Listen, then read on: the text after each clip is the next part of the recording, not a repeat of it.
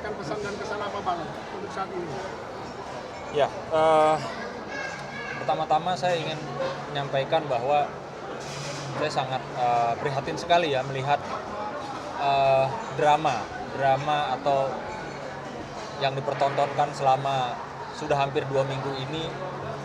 Namun demikian Ibu Emi belum juga mendapatkan haknya, yang dimana saya pribadi sudah berkomunikasi dengan salah satu tim kuasa hukumnya Ibu Emi, yaitu Ibu Seli Manafe, yang saya juga sudah menyampaikan kepada tim kuasa hukumnya Ibu Emi bahwa saya siap mensupport dalam bentuk apapun terkait dengan kasus ya, atau pelaporan yang saat ini sudah berjalan. Menurut saya, dari kacamata kami selaku orang hukum, tentunya laporan dengan dugaan pasal perzinahan atau perselingkuhan 284 KUHP tentunya banyak sekali hal-hal atau alat bukti yang harus dapat dibuktikan atau dapat dipenuhi sehingga perkara tersebut bisa jalan. Contoh, ini sekalian saya juga ingin mengedukasi masyarakat bahwa pasal 284 KUHP terkait dengan perzinahan atau dugaan perselingkuhan itu harus dapat dibuktikan dengan satu, seorang istri atau seorang suami yang sudah menikah itu melakukan pernikahan ya tanpa sepengetahuan istri atau suami yang sah, atau secara diam-diam, atau mungkin bisa dikenal secara siri atau secara terang-terangan. Nah, itu baru bisa dikenakan pasal tersebut. Dan atau ketika seorang suami yang sah atau seorang istri yang sah itu kedapatan di dalam satu ruangan atau di satu kamar hotel ya, sedang melakukan hubungan intim, maka unsur-unsur dari pasal 284 KUHP itu bisa dikatakan terpenuhi. Dan apabila kami menilai dari apa yang tergambar, ini apa yang tergambar ya, apa yang tergambar di video viral selama ini akan lebih cocok ya, akan lebih pas untuk menjerat terutama si orang yang kita duga orang ketiga ini dengan pasal 330 KUHP. Di mana di pasal 330 KUHP itu ya, kita dapat melaporkan TE ya, dengan apa yang seperti dia lakukan di dalam video tersebut. Jadi kami mensupport, kami menyarankan kepada tim kuasa hukumnya Ibu Emi untuk segera melaporkan TE dengan pasal 330 KUHP. Apa isinya? Mungkin rekan saya Dr. Anwar bisa menjelaskan. Silakan. Terima kasih semuanya. Selamat sore rekan-rekan media. Perkenalkan, sebelumnya saya dengan Dr. Anwar Sadat, salah satu timnya Pak Sunan dan juga dosen dari Sekolah Tinggi Ilmu Hukum IBLAM. Jadi kalau kita berbicara pasal 330 KUHP, ayat 1 diterangkan bahwa barang siapa dengan sengaja menarik seseorang yang belum cukup umur dan dari kekuasaan yang menurut undang-undang ditentukan atas dirinya atau dari pengawasan orang yang berwenang untuk itu, diancam dengan pidana penjara paling lambat 7 tahun. Jadi kalau kita telah dari kata-kata menarik, itu bisa juga kita simulasikan itu dengan mengambil dari membawa, karena kan dia membawa anak daripada Ami ini untuk pergi gitu loh. Jadi kita bisa asumsikan seperti itu. Baik, seperti itu mungkin ya. Ini kan bisa dibilang PE sendiri sebagai tersangka ini kan lagi di Malaysia. Harusnya bukannya menjadi ditahan dulu ya Bang, karena ini kan udah berjalan tapi kan dia tidak muncul lagi ke Jepang ya. Gimana Bang? Saya yakin dalam hal ini penyidik Polda Metro Jaya khususnya pasti akan mengambil langkah-langkah yang memang harus ya atau dapat diterapkan kepada seorang TE. Ya, kalau dipanggil 1 kali tidak hadir, 2 kali tidak hadir, ini kita bicara atas laporan yang sudah dilaporkan ya. Itu tentu saja pihak penyidik Polda Metro Jaya dapat menetapkan TE itu masuk dalam daftar pencarian orang. Apabila memang dari 2 kali surat panggilan itu tidak ada respon yang baik atau tidak ada etikat baik dari seorang TE. Namun demikian, saya melihat kuasa hukum daripada suami Emi sendiri juga saat ini saya lihat sangat percaya diri atas dugaan-dugaan pasal yang dilaporkan. Ya, dugaan-dugaan pasal yang sudah dilaporkan, saya melihat kuasa hukum dari suaminya Emi sangat percaya diri.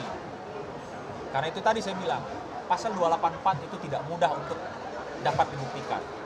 Makanya ini adalah bentuk bentuk kepedulian kami ya, dan bentuk daripada konkret kami mendukung Emi sebagai seorang ibu yang dipisahkan oleh anaknya.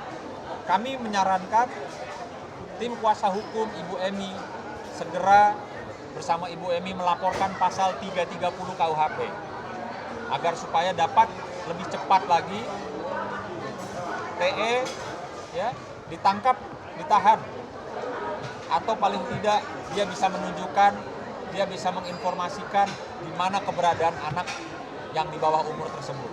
Karena jelas ancaman pasalnya itu 7 tahun, sehingga pihak kepolisian dapat segera untuk bertindak, ya, menangkap dan menahan. Jadi sekali lagi ini adalah bentuk kepedulian kami. Kami mencoba menggali, kami mencermati video tersebut, maka dari segi sudut pandang hukum kami, TE dapat dikenakan pasal 330 KUHP.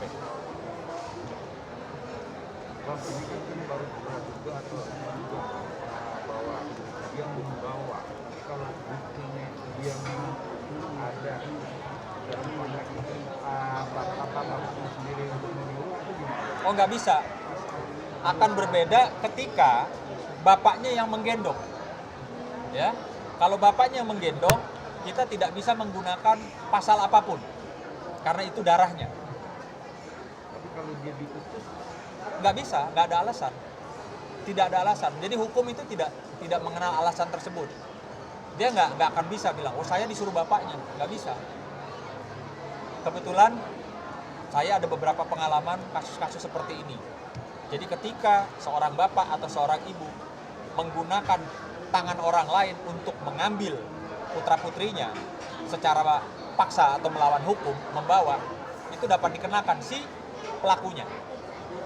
Nah, dalam hal ini kami menduga pelakunya yang terekam jelas di gambar, tentunya sudah berkali-kali kita amati, ya adalah si TE. Gitu. Jadi saya tidak bicara kepada sisi suaminya ya. Suaminya bapak kandung atau darahnya itu tidak bisa dilaporkan. Tapi orang yang membawa paksa ya, merampas, yang dimana jelas aturannya anak masih di bawah umur, itu masih bayi, harus bersama ibunya, nah itulah yang telak, kalau bahasa hukumnya telak, bisa dapat dikenakan, dan ini ancamannya 7 tahun. tapi kalau itu beralibi bahwa saya ini disuruh sama bapaknya. Silakan beralibi nanti di pengadilan. Cuman sepengetahuan kami, orang hukum, itu tidak berlaku. Kecuali bapaknya yang ambil, bawa pergi. Nggak ada pasal yang bisa menjerat bapaknya. Tapi statusnya kan belum dilakukan bahwa benar juga ada sama hampir sama manual itu tetapi itu suami itu. Loh, apalagi itu malah lucu kan? Statusnya apa TE? Membawa anak ya di hadapan ibunya yang punya hak. Statusnya apa? Babysitter. Iya. Kalau dia babysitter, mana surat kontraknya dia dengan keluarga itu? Ya kan? Kalau dia bawa apa? Personal assistant. Mana surat kontraknya kalau dia adalah seorang personal assistant? Buktikan, kita kan bicaranya sudah bicara hukum di sini. Udah bukan bicara katanya atau bilang saya disuruh, nggak ada itu. Tapi kalau dalam faktanya bahwa Ami itu juga statusnya sama di bawah itu sebelum ada ikatan atau ada perjanjian pernikahan gimana sama orang Korea itu? Gimana? Maksudnya kalau Ami itu benar-benar tidak ada kontrak atau apa nggak ada pernikahan? Gini, ya yang kita perlu ketahui dan saya harus mengedukasi bahwa peristiwanya, kejadiannya yang kita lihat itu ada di Indonesia. Maka hukum Indonesia berlaku. Dan kebetulan pelakunya yang kami duga TE adalah warga negara Indonesia. Yang membawa, merampas, memisahkan dari anaknya itu kan yang tergambar loh ya. Ini bukan kata saya. Gitu. Jadi saya harap ya agar segera tim kuasa hukumnya ini mengambil langkah melaporkan pasal 330. Karena ancamannya 7 tahun sehingga bisa segera dilakukan penangkapan dan penahanan. Bang, ini kan cukup menarik nih, Bang. Kemarin juga kan anak dari itu sendiri angkat bicara ya kan di public di salah satu podcast. Ya, tahu saya. Nah, itu nanti apakah memang sebagai abang data sebagai perusahaan memang dia harus statement untuk membela si bapak atau memang konteksnya dia ini sang anak ini memang apa namanya mau membeberkan aja pelakon ibunya itu jadi kayak memberikan ibunya juga nggak sih atau gimana Bang? Nggak bisa. Jadi seorang anak kecil, ya, seorang anak kecil itu tidak bisa diikut sertakan dalam kaitan atau persoalan rumah tangga, ya, atau juga kaitan kasus hukum. Apalagi memang saya juga melihat dan saya sangat menyayangkan ya ada seorang ya yang memiliki channel podcast tersebut dengan sengaja atau tidak sengaja alasannya mempertontonkan anak di bawah umur untuk menjelek-jelekan ibu kandungnya. Itu yang saya sangat sayangkan. Kalau kita bicara harusnya pakai hati nurani ya, harusnya pakai aturan, jangan pakai katanya saya nggak bisa menyampaikan ini ke publik, saya ada omongan, nggak bisa. Kita itu hidup ada aturannya. Aturannya anak kecil nggak boleh dieksploitasi, ya sudah ikuti saja. Ya, Anda mau review masalah kesehatan karena dengan kapasitas Anda tentu masyarakat berterima kasih. Ya, tapi kalau Anda memasuki satu wilayah yang berkaitan dengan norma atau dengan hukum, sebenarnya tidak cukup dengan kata maaf. Itu menurut pendapat hukum kami. Dan bagaimana pengetahuan pertama Amerika orang Korea harus perbantuan ke negara lain dan kita harus negara Korea sendiri. Ini loh, ini kan sekali lagi saya bilang, ini kejadiannya di Indonesia. Kami sendiri juga selaku orang Indonesia, selaku masyarakat Indonesia juga malu gitu. Ini rame-ramenya, gaduhnya warga negara asing di Indonesia, sampai dia datang ke podcast kemana-mana, sampai dia bikin video minta tolong sama Pak Presiden, itu di Indonesia. Ya, jujur, saya tadinya nggak peduli, tapi begitu melihat loh, kok jadi kayak begini ya, maka saya juga terpanggil. Apalagi kita ketahui ada juga keterlibatan dugaan warga negara Indonesia yang menjadi penyebab salah satunya kegaduhan rumah tangga mereka. Kenapa? Makanya saya lebih jujur ya, saya orang Indonesia, saya lebih ngincer ya warga negara Indonesia nih. Makanya pasalnya saya cari ya untuk si TE. Gitu deh. Percaya deh, dengan pasal 330 ini TE nggak akan bisa berdalih. Karena itu sudah terekam jelas gambarnya. Artinya fakta sudah berbicara. Tidak perlu lagi, mau siapapun nanti pengacaranya TE, ya, saya yakin pasti kena. Gitu.